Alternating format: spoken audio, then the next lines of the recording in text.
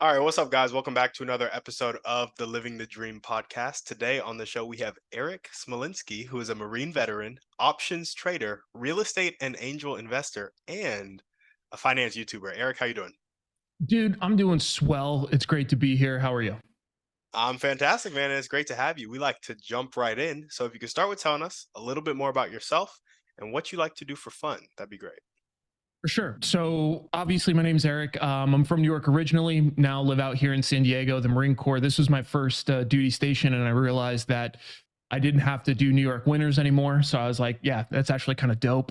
So I get to surf year round, and there's a lot of good jujitsu and stuff around here, which actually dovetails beautifully into what I like to do for recreation. It's a lot of that stuff. I'm still very physical. Like I have always lived a very physical life, and I got into martial arts early. I play rugby, still like the weight lift, like all that kind of stuff. So I do a lot of that on the physical side. And then interestingly enough, actually, what I do for YouTube, I consider that partial recreation. And it's because it is a skill set that is so foreign to me. I'm awful at it. Like, I don't like making videos. I don't like being on camera. I don't like editing videos. Like, I literally don't like any of it. But because there's that slight bit of discomfort, and because it's a completely different skill set than I typically use, I'm enjoying that learning process a lot, like a lot. And especially, coming from the Marine Corps, I'm taught, especially as a Marine officer, we're taught like success is not because of me. Success is because I have helped shaped conditions, but it's the team that made success. That doesn't work well on social media. If you message like that, you will go exactly nowhere. So, even down to like the underpinnings of how to talk about this stuff, it has been a complete shift from my comfort zone into this world of complete discomfort. So, that's also a pretty big hobby of mine, at least as of right now. There we go. There we go. I love it. And it seems like you do a lot of stuff: option trading, real estate investing, angel investing. Tell us a bit more about what a typical day in the life looks like for you. Yeah, for sure. So I normally like wake up, I go do some sort of activity outside every single time, no matter what. I don't wake up too early, I don't wake up too late, anywhere between like 5 and 7, depending on if I did like jujitsu the night before or something like that. And then I typically will check the markets. Markets open early out here on Pacific time. So they open at 0630.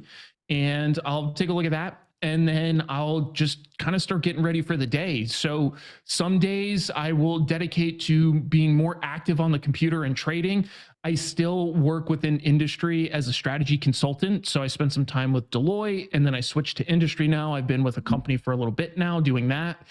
So I like to do a little bit of everything, and I like to do stuff like this as well. I make an effort to share some thoughts, information, or helpful resources via these kind of conversations or on social media, which I don't like social media. Don't know if I mentioned that, but I carve out time every day to share something on it.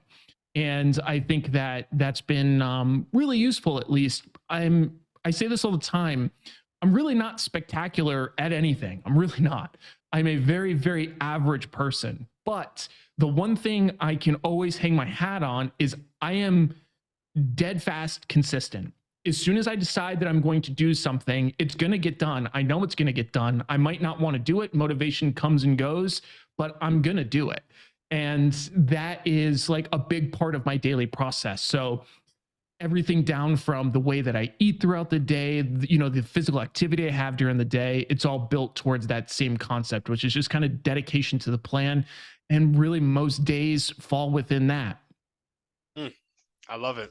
I love the discipline, the emphasis on discipline. Makes sense coming from the Marines.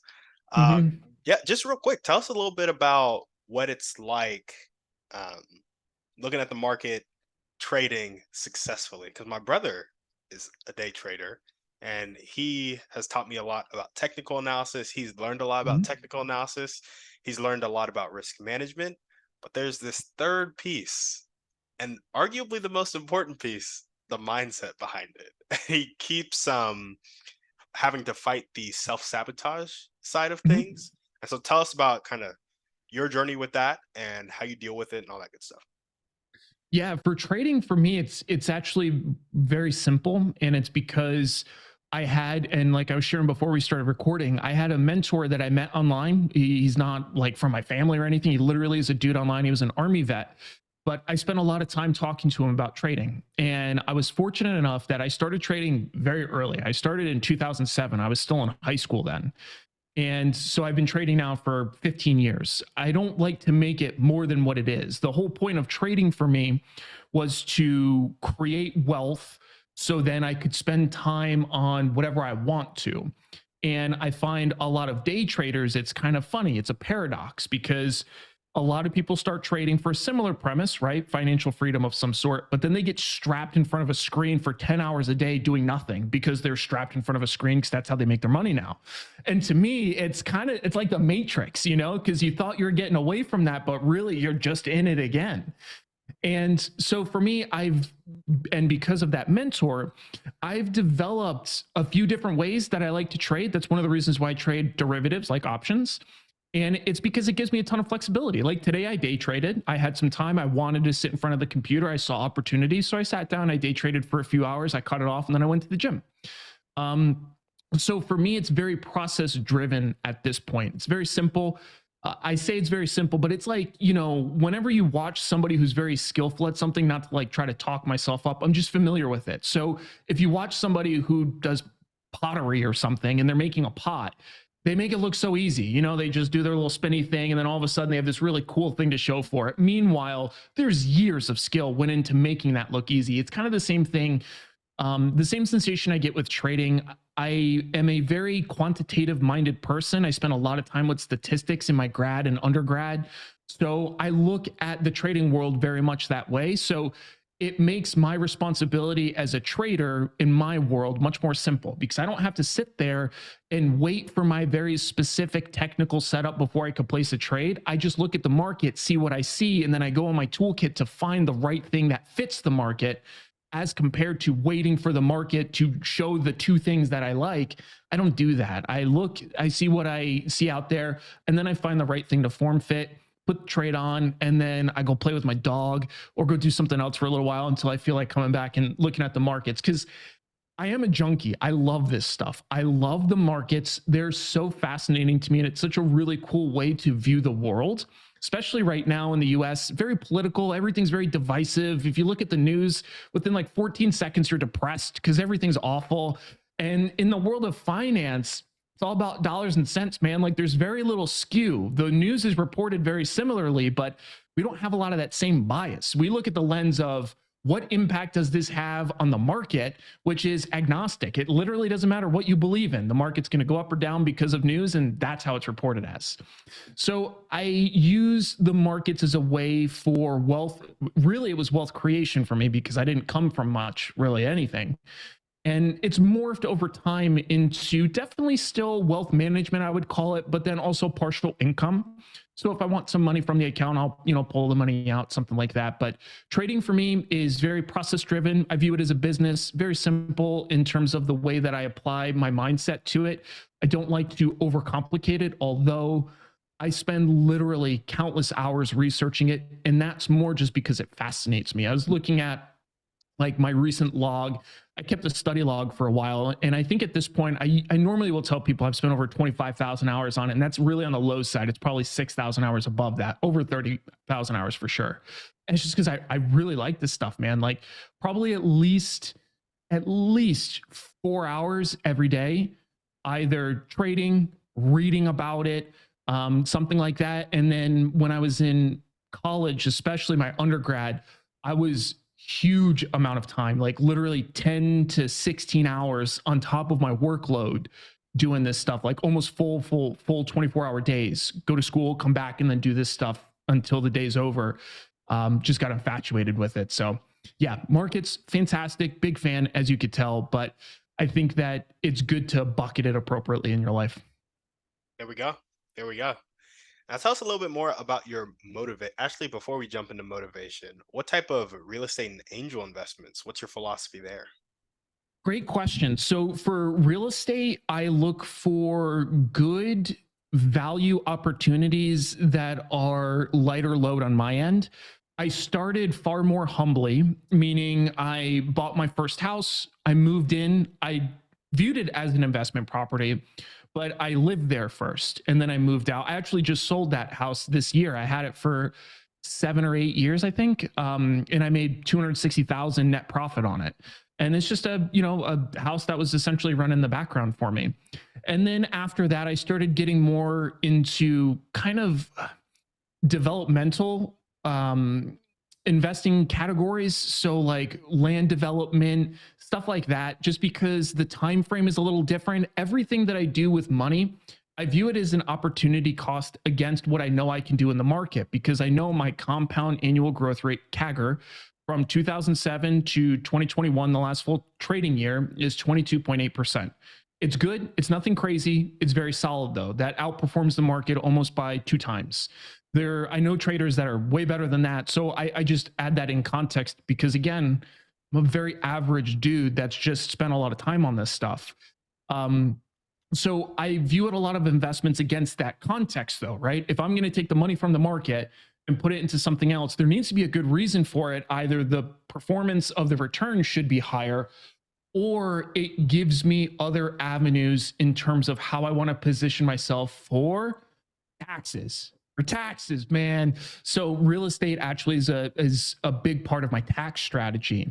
So at this point, I have real estate in the portfolio, in my broader investing portfolio, purposefully for that opportunity.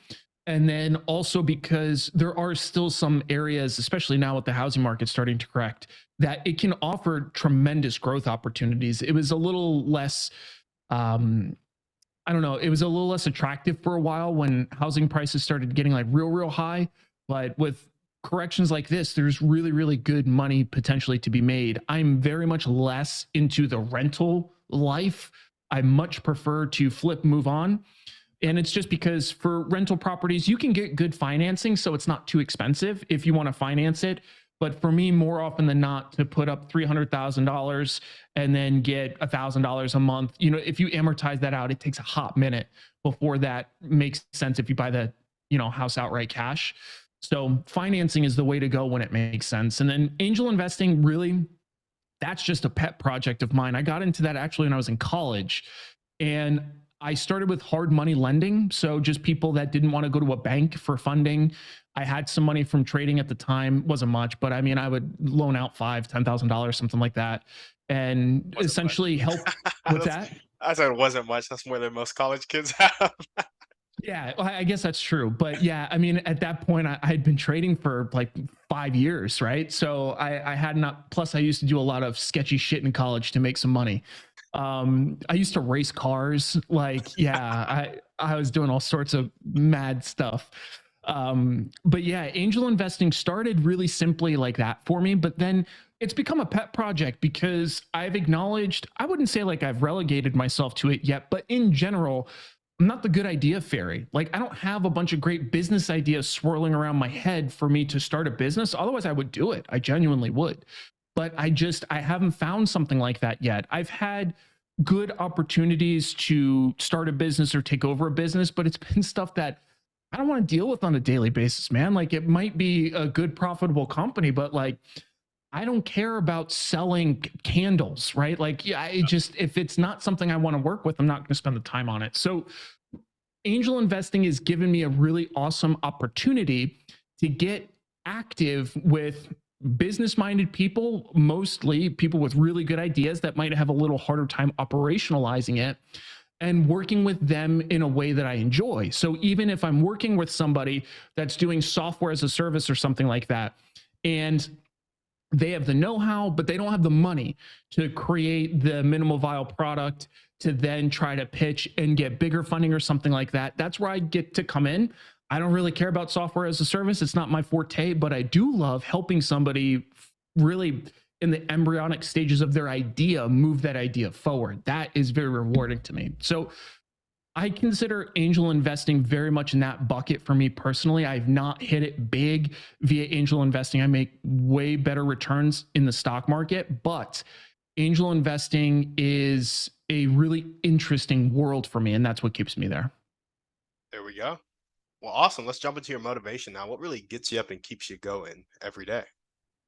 It's a good question. I actually, during COVID, I went through kind of a, I call it a high class midlife crisis. And I purposefully bucket it that way because I don't like framing it as woe is me. I was depressed. Everybody should feel bad for me because I was still just so fortunate about so many things. But I did have a pretty big loss of guidance. I had that exact thing. Like, what is the point of all this? Like, what am I doing? And there was a couple things that started orienting me really quickly on what matters to me. One is I really embrace challenging myself. I like making myself uncomfortable to see what I do, to see how I perform. And that is a big one of them. As you could probably tell by some of the things I've discussed so far, what I get involved with, it's not always like directly in my strength suits. And that's by design. And the second thing is I started studying Stoicism a lot.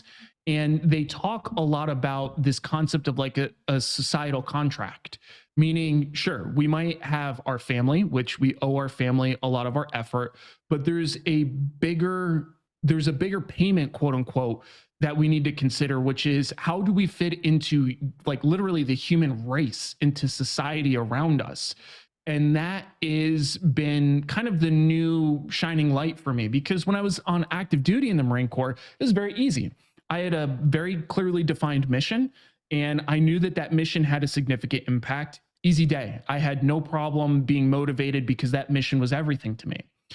I needed to create kind of a new mission to me. And this new one is really just a permutation of that. For the Marine Corps, it was obviously more defensively oriented for the country. But this new mission is more designed to literally trying to make as small of an impact as it may be, a positive impact on the world that I'm around. So, prime time example, last week at the gym, some old lady came up to me and she was just like, my husband died. Can you help me move these two things in my house?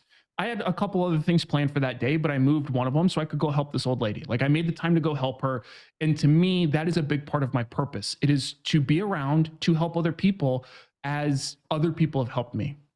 Mm, I love that. I love how simple it is too. Because me personally, like I have that same type of vibe, but I often think really big about it. And then Yeah. when I think really big about it, I miss the small things that I can be doing every day. It's and you're so right though, because one of the questions actually I think in the on your thing, which we'll get to a little bit later, is about exactly that though, is like starting to acknowledge the small impacts you can have on people on the day to day, even holding a door for somebody, something you don't even think about that can still make an impact on somebody. I literally, when I was in college, I had a girl write me an email like a day later after I had just held the door open for her.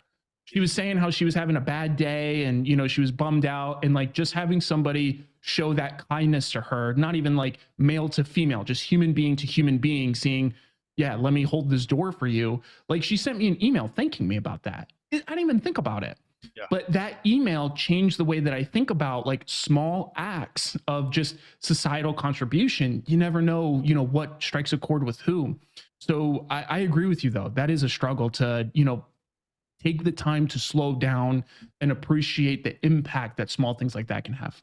Yeah, absolutely. Well, awesome, man. I feel like that's a great segue into dreams and goals, vision for your life. We got an idea of how you operate in the micro. How do you think about the macro? What's your vision for your life and all the stuff that you do?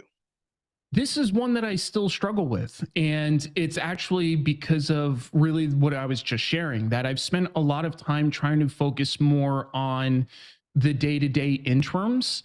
And I think a lot of that also comes from a place where the military gives you a humbling experience that a lot of the people you knew that are the same age or younger are no longer with us. They're not here. And it is a firm reminder that although a lot of us plan for the deep game, we're planning for when we're 60. Hopefully we make it, right? But we're not guaranteed to make it. There's nothing that says we get there. So I think the way that I view my longer term dreams is to continue, as the Stoics would say it, seeking virtue.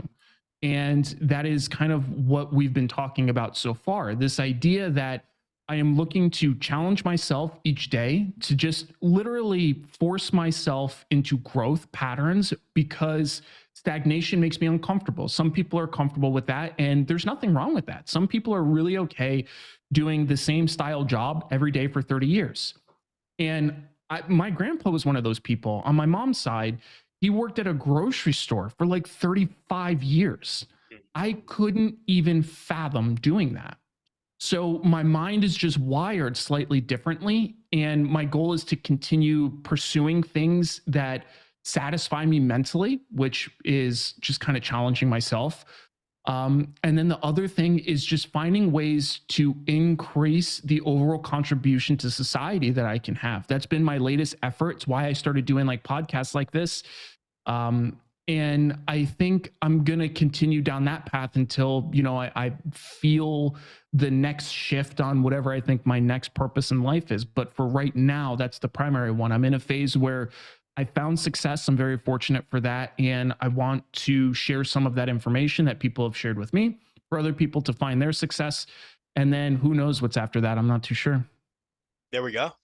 What are the top one to two skills that are required for you to increase your overall contribution to society and continue seeking that virtue? There were one or two that you need to develop right now. I think the first one is to, like we were talking about before, it's actually to reprioritize the smaller acts. There's a lot of times I will do something and I don't really regard it as anything noteworthy. And it's still, essentially inconsequential. But what that does mentally is it deprioritizes it for me. So on a day-to-day basis now, I'm always looking for just the smallest things I can do to help somebody have even a slightly better day or a more informed day or anything like that has been really useful. So I think that's the primary one, is focusing on the ways that we can commonly make small impacts. Mm. And when you're talking about commonly making small impacts, the next question is about highest impact daily actions, which I feel like it's going to be along those same lines. Are you looking for specific actions every day, or are you just going into it with that mindset of like, what small act can I do? It's the latter. It definitely is the latter, because on any sort of day to day, like I don't go out into the world and think like, what old lady can I help today? It's just, I never know. Like, again, 2 nights ago, I was at the gym for like my evening workout. And there was a dude there that I've seen a few times. I talked to him, and he and I started talking about working out for 15 minutes. He was relatively new to it. He was an older guy, but he was relatively new to it. And we were just bullshitting about it. And I mean, that's what this book is right here, Becoming a Supple Leopard. I'm really into just physical and physicality. So there was an opportunity to share some of the time I've spent developing that skill set with somebody. So I just look at it as I am part of this society, and it is incumbent on me to do what I can within my sphere to positively benefit others, as small as it may be. There we go. There we go. And what character trait do you most need to develop right now to continue focusing on the small things, reprioritize the small acts, all that good stuff? The character trait is a really, really tricky one for me. I think what really comes to mind there is slowing down. I'm very frequently like mentally on to the next. And I think that sabotages some of these moments with people. So I think that's probably the biggest one. And the other thing, actually, now that I think about it, is something I'm working more in the finance world, on the finance side of things, like with like the YouTube channel and stuff. I have this habit. I don't know if it's good or bad, but I have a habit where I want to share as much high impact information as I can, but I recognize that sometimes that can be overwhelming for people, and it actually turns them off to the thing that I'm trying to turn them on to. And that, I guess, in that light, it's a bad thing. So maybe that's another character trait that I've been thinking a lot about. Is I don't know what to classify that trait as, but I recognize it as something that I need to find a better way to navigate around. Yeah. Yeah. I'm trying to think. Maybe like emotional intelligence, understanding. Um, That's probably I honestly think the emotional intelligence is probably spot on, because it's so true. I literally was talking with my wife yesterday about something else I'm working on, And she was just like, well, maybe you should, cut off that last part because, give people like the satisfaction of doing the stuff before that. And the way that my mind works is screw that. If you don't do this last part perpetually, none of this other stuff matters, right? So like I'm wired in that kind of way, but she's right. Like, and I understand what she's saying. Like, let people gain a foothold so that they're encouraged to continue beyond that. And it's a really good point. And I think you actually hit the nail on the head. It probably is like a good level of emotional intelligence that I need to develop. Gotcha. Yeah, it sounds like you come at people with a lot of intensity when delivering the high pack impact information. I've heard this before. So yeah, that's a fair. And I mean, another thing that I would consider it notorious for is I'm very direct. I'm not worried necessarily. I don't do anything to like purposely hurt someone's feelings. I wouldn't want to do that.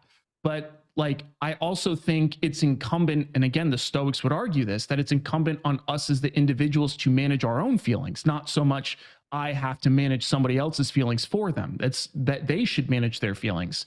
But I also understand that obviously is not very emotionally intelligent, and I probably need to work on that a bit more. I'm always just like, let's cut off the fluff. Let's get straight to the point here. If something's good, it's good. If it's bad, it's bad, and we'll figure out how to turn bad to good. But yeah, it's definitely a weak suit of mine that I need to consider a little bit more. Yeah, have you ever read How to Win Friends and Influence People? I have, and it's actually hilarious you say that because someone that I was in a discussion with essentially was just like, you're saying things that are accurate, but you're saying them like an asshole. You need to read this book. And I was like, fair cop. And it's actually really like a lot of that book I really enjoy because I think it very delicately dances the line because I'm not into manipulation. I don't want to plant small seeds to get you to see the world the way that I see it. I like to share thoughts and then let people come to their own conclusions. But like most things in life, there is a middle ground, right? And I think me spending more time understanding how I verbalize things and how that works for most people, because again, in the military, it's completely different. In the military, if I listen to a brief and it sucks, I will literally say, that brief sucked. This is what's wrong with it. This is what we need to work on. And we all are of the same understanding that we're coming from this at a point of like pursuing excellence. And there's no time for let me coddle your feelings if we're really trying to focus on this high level execution. That being said, there still is a middle ground because people, and that book actually by Carnegie will highlight that people also have like subconscious defense mechanisms that they may not willingly put up. But if you say stuff in such a way that it triggers those mechanisms, guess what? Your path just got that much harder. So I'm actually really glad you bring that book up because it's been an important read for the way that I approach a lot of things. I like to think I've become a lot softer in how I come across, which might be terrifying to you to hear. But No, I love the direct communication. I am of your same opinion of like I'd rather have somebody just tell it to me straight so we can get to the problem and fix it. But I have learned that a lot of people don't like to be treated that way. Yeah, and it's a bummer because I feel like it just highlights that people are used to other people attacking them. Mm, Because if I'm sharing uncomfortable feedback with somebody, it's uncomfortable for both of us. Like I don't like saying mean or not positive stuff to people, but it typically comes from a place of agape love. It's like truly trying, just as you're sharing agape love with me, saying like, hey, maybe your emotional intelligence needs some work. Like I think that that's like a really fair thing, you know what I mean, for you to say, and it's well received. So I feel like people, we've just become so conflict based in our society where we're just trying to dig at someone or get at someone that we default to, oh, they're saying this to be mean, as compared to maybe they're trying to help me. yeah, yeah, no, for sure. I love that. Man, that was a good that was like a communication masterclass in 10 minutes. There we go. Well, if there were one or two people that you could meet right now, and this could be a specific person or a type of person, and they'd really help you take the next step towards increasing the overall contribution to society that you can have, who would this person be? and how could they help you? It would be two people. One of them would be a living person. It would be Elon Musk. Yep. And although he does not come from the same background I do, his brain obviously works magnificently at thinking big, right? He's talking about like literally trying to get mankind to Mars. And it's for a similar purpose because whether it's right or wrong, like he believes that that is for the betterment of the human race and society. So I really respect that. And I would love to learn about that way to think. Like if you getting humanity to Mars seems so big to me that I would have a hard time even like conceptualizing it, let alone conceptualizing it, bringing it to the masses to get their buy-in and then actioning on it. Like that's very impressive to me. And I think the second person that I really would enjoy discussing would be Abraham Lincoln. And it's because he's a fascinating figure to me. I've read a few books on him. And I mean, he suffered from like crippling depression.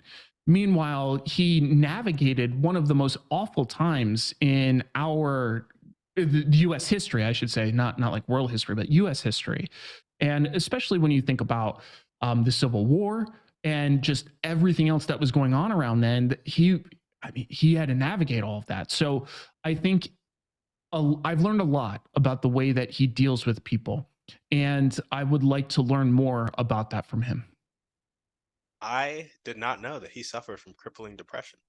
Awful, yeah. Any memoirs you read about him, there's a really fantastic audiobook by called "Killing Lincoln." It's a series. It's called. There's a bunch of different like killing blank, killing Hitler, killing the Indians. Like it's all by I think Bill O'Reilly. But Killing Lincoln was one of the books I listened to about it. And then also I read a few other memoirs about him. But yeah, he had awful depression. Like there was days where he wouldn't eat, he wouldn't want to wake up, like just crippling depression. That is wild to think about. Insane. Insane. Dang. And did that was depression like I don't think it was a diagnosis back then, was it? Yeah, I think they understood what it was, like just a general state of being unwell. Mhm. And they knew like most of at least from my understanding, like most of the cures for it actually involved like small doses of cocaine and stuff like that, that obviously will release a tremendous amount of dopamine. But I think for them, they understood at least the general tenets of it. Yeah. Gotcha. Gotcha. Well, awesome. Now we're gonna jump into our thriving three. And the first question is, what's your favorite book, movie, or podcast? Pick one. Favorite podcast is the Huberman Lab for sure. Gotcha. What is that podcast about? So Huberman Lab is essentially about as you well, actually you may not be familiar with it, but Huberman Lab, he's a neurobiologist essentially. So he shares just a lot about humans and the way we think, the way we do things. And there's a lot of stuff that I do now as a result of that podcast. Like, for example, as soon as I wake up in the morning, I make sure that I get at least 10 minutes of bright light viewing. So typically I'll go outside and I couple that with a couple other quote unquote, he doesn't like the term, but I like it, biohacking, essentially ways to just be more optimized human beings. So I'll go outside into the sunlight and I'll take my shirt off. And I take my shirt off because I have a lot of skin and that absorbs the sunlight, turning it into vitamin D, which most people now, because we're so indoors, are vitamin D deficient. So I'm really obsessed with optimization. I love efficiency. I can't think of many other ways, as you could probably tell again from my communication style. It's why I'm bred to communicate like that. It's efficient. If we're in a firefight in the military, I don't have time to give you the good feedback, bad feedback, good feedback. You know, I can't do the whole sandwich feedback thing. Yeah. Like there's no time for that. So I'm very efficient focused. So his podcast has changed a lot about how I go about my day-to-day life based and predicated on that. Mm, I love it.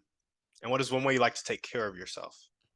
Physical, got to get physical. If I am not physical for literally every day, if I don't do something physical, it has negative impacts. So I prioritize that even if I'm injured. I've had plenty of injuries before, and I always find something to do to be physical. It's got to happen. There we go. And what is one action step you can take right now or continue to take if you're already doing it? Two, meet Elon Musk. Um, actually don't really intend to ever meet him in person. I don't think that I have to in order to extract the information. For people like that I look up to, what I do is just like I was telling you with Lincoln.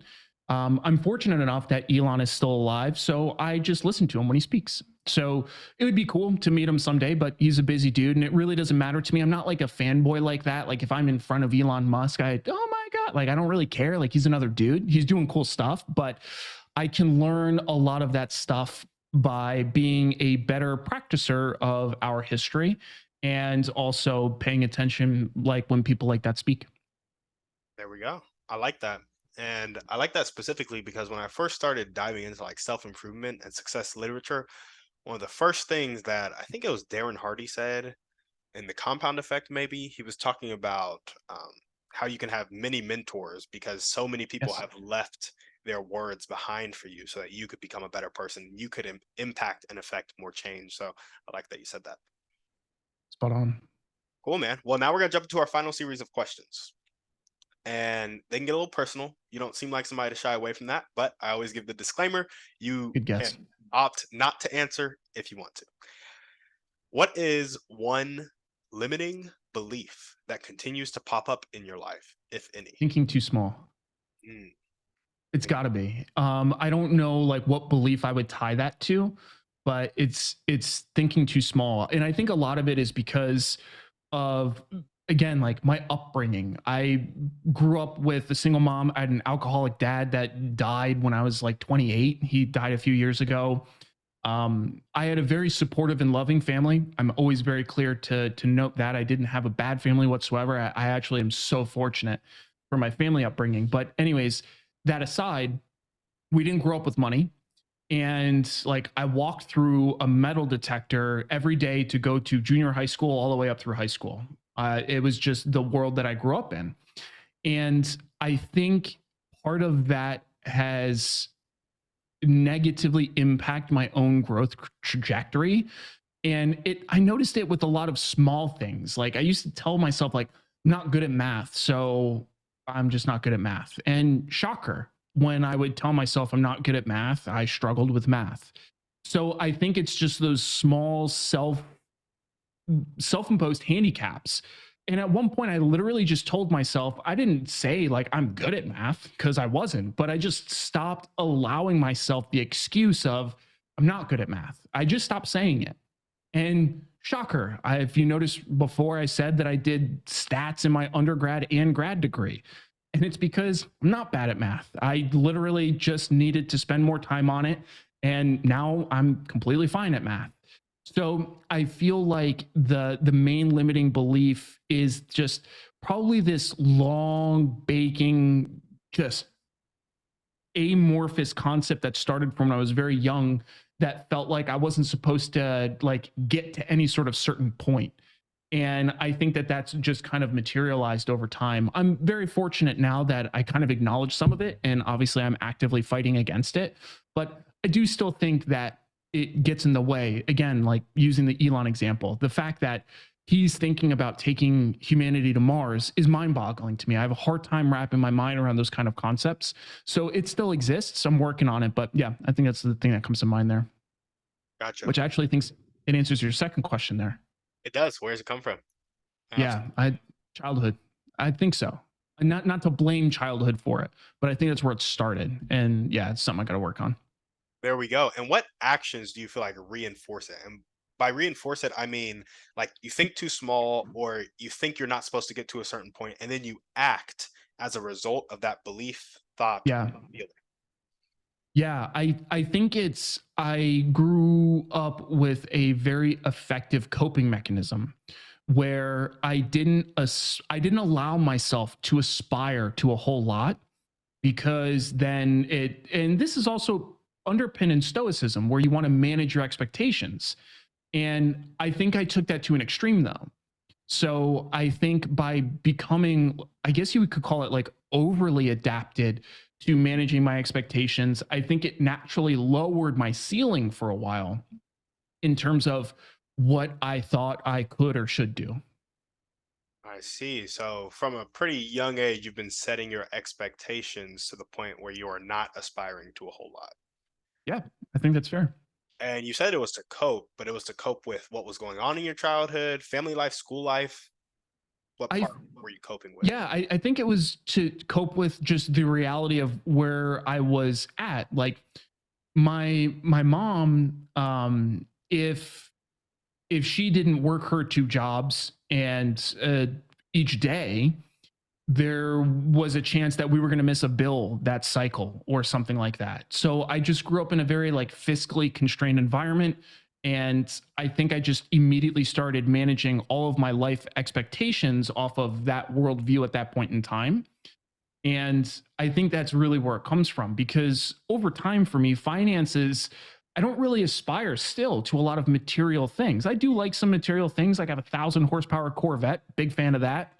Like there are material things that I really enjoy that it took me a while to like really unlock that part of my mind and say like, no, man, like this is actually possible.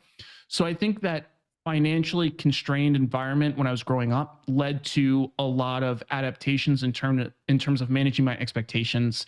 And then I think that that just set kind of a moderation on the way that my brain worked in terms of big things, big ideas that made them, I wouldn't say impossible for me in my mind, but I just made it as, I could do without that. I'm fine with this lesser version of that. Mm, I see. I see.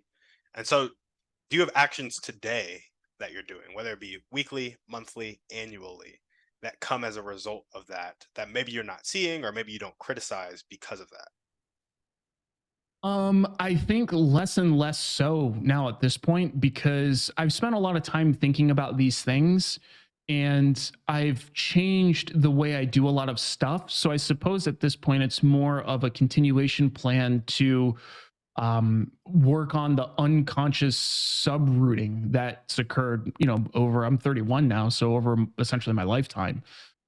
I think that's really the main perpetuation of it, but I'm pretty aware of it at this point. I'm very, very active against just about any self-limiting thoughts. Like if you told me humans can't fly, I would say at least as of right now they can't. Like I don't even allow stuff like that in my brain because yes, right now objectively a human being unassisted cannot fly.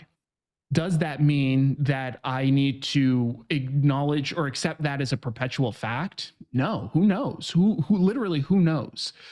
Human beings have evolved very strange over a long time. If there was an evolutionary need in 5 million years down the road, could a human being fly? Maybe. Is it likely? Very unlikely. My point being, though, is I don't allow low probability events to become zero probability events in my mind. And I think just slowly adapting that thought process has uncapped that natural ceiling that I've placed on myself for a long time. Gotcha. Gotcha. Do you think the pace at which that thought process continues to develop and the unconscious continues to be like rooted out, do you think that pace comes from a result of that belief? Or do you feel like the pace is kind of I can't even say a natural pace because what is a natural pace? You know what I mean? Like it could take Right. one day for somebody, it could take 15 years for somebody. So I guess for you personally, do you think that pace comes from that limiting belief? Or do you think that pace is something that has come as a result of you working through that and now you're clear of the limiting belief? It's your natural pace. I think it's the latter. I think that there are probably still pockets of just that limiting belief cycle, but I typically can see them and call them out for what they are. So they ultimately don't limit pretty much anything that I'm doing, at least that I can conceive of consciously. There might be subconscious, markers of it still, but I don't feel like it's very prevalent. Gotcha. Gotcha. Well, awesome. Um, Trying to decide if I want to ask this next question. I'm gonna ask it. I'm gonna ask it. If you were to change that limiting belief of like thinking too small or like not, you are not supposed to get to a certain point. If you were to change that into an abundant phrase that spoke to your heart, what would that phrase be?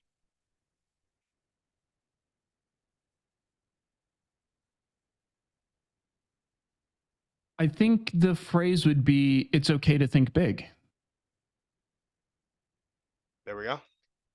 I and the reason why I bring that up is and even from the military, I grew up with like a very no failure mindset.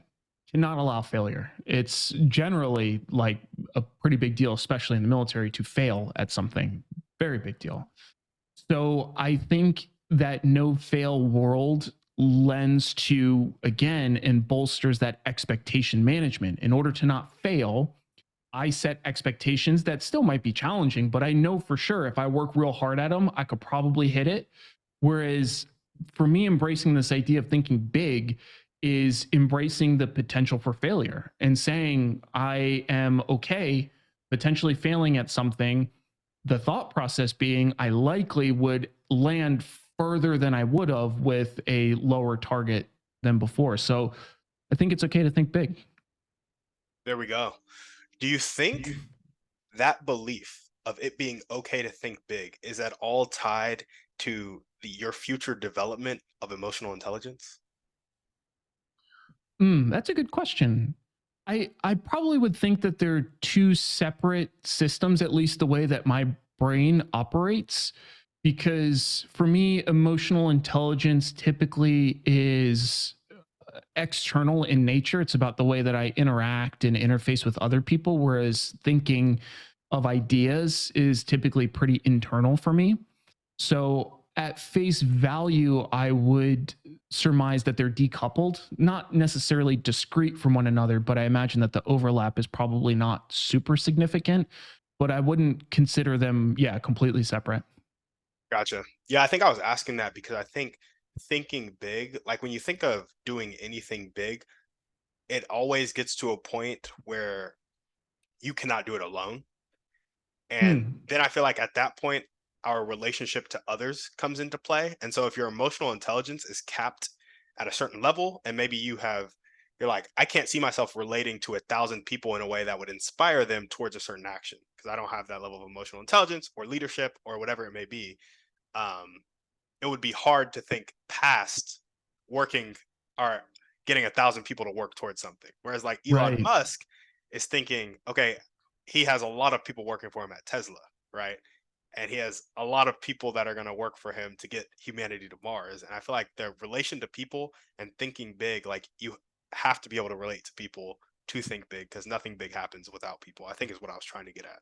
Yeah, yeah, and I think that's really accurate. Elon Musk is actually a fascinating example to me, and I think that there is a balance, right, between emotional intelligence and still leading and aligning people. Like I've led very large groups of people. My last job in the Marine Corps, I essentially ran 900 people. So, like, I'm comfortable with the concept of leadership because realistically, leadership to some degree, you can argue good leadership from bad leadership, but realistically, leadership is just moving people to accomplish something. And for me, I can remove a lot of that emotional intelligence aspect, not that I want to, but just for a discussion's sake. I could limit the amount of impact that that has by placing a goal that we all inherently align to. Because if you ask most people how emotionally intelligent is Elon Musk, Not very. you're gonna get crickets because it's not very. Like I consider myself more emotionally intelligent than him. He's brutal. But to your point, he can clearly operationalize huge things. And in my opinion, what he's doing is he's picking goals that are extremely impactful that people are so committed to hitting, regardless of the way that he is. And to me, that's actually like the most powerful portion of leadership. Not so much, again, I want to be very clear. I don't believe in treating people poorly whatsoever. But I think if you treat people fairly and you more importantly put a very important goal that they inherently believe, even if you're not in the picture in front of them, but you are willing to lead them in that direction, you get a far greater output than these other companies that are essentially just trying to coax people by quote unquote making them like them as their employer, as their boss. And it never really works that well. It's, I think, very superficial and it runs out. You know what, gets people to do a good job? Pay them more, right? Treat them fairly.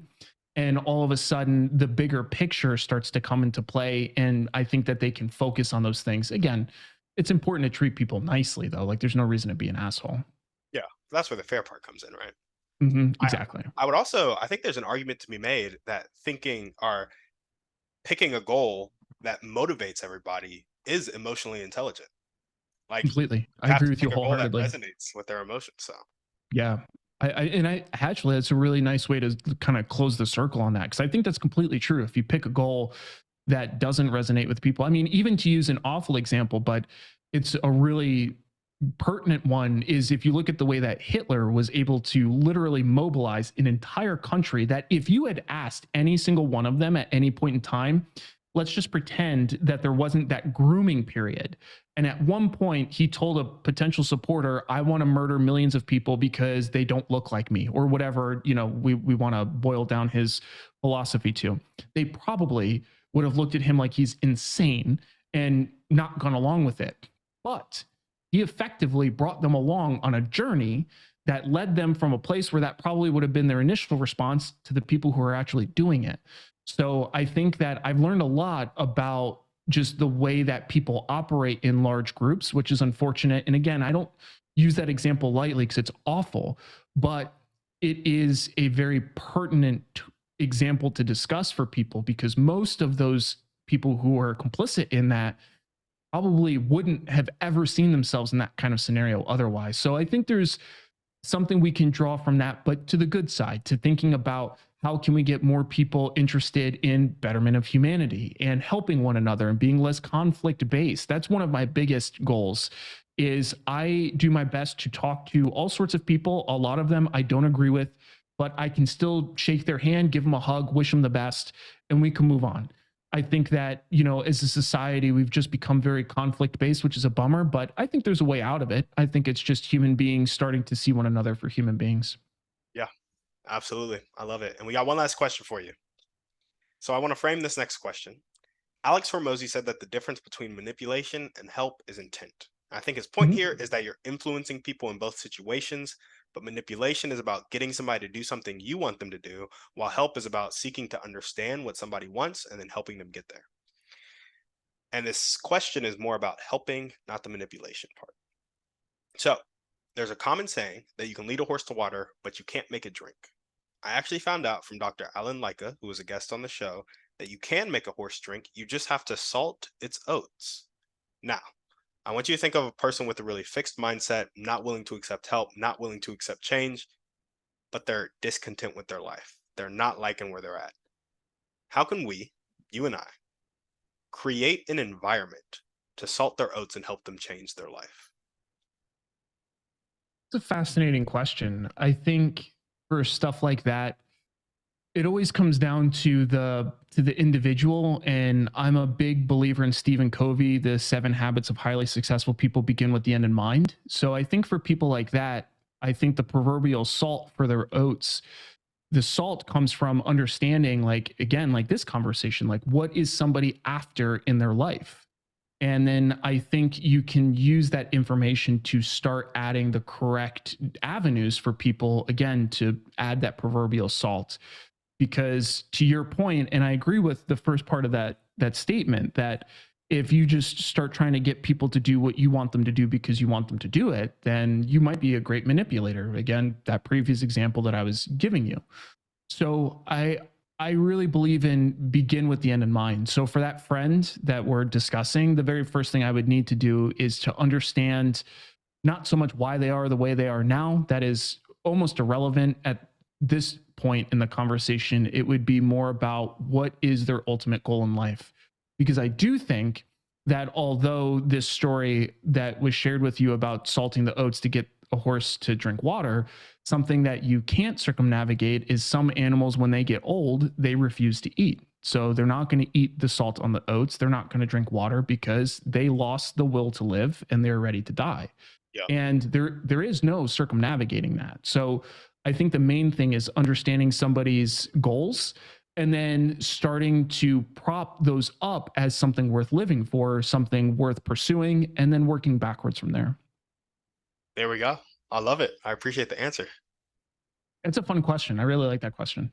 Of course. Well, Eric, that's all we got for you, man. Is there anything Dude, else that you want to chat about before we sign off?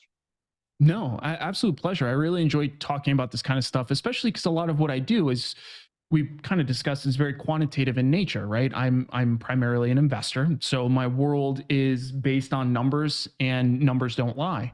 But I really enjoy tapping into this alternate side of things because I spent a lot of time learning this stuff again, like working to become a Marine officer, and it's a less practiced skill set. So it's a really fun dialogue. I'm glad that you're doing conversations like this. It's great, not even for the people that listen, but for the participants, right? Like this is a really useful dialogue for me to work on, again, this other part of my brain that's less used. There we go. Well, awesome, Eric. Thanks for coming on the show. And Dude, pleasure. of course, and if you guys are listening to this and you loved what Eric had to say, make sure to hit him up. Make sure to follow the YouTube channel. All the ways to contact him will be down in the show notes. Thank you guys for watching. We will see you on the next one. And on that note, we're out.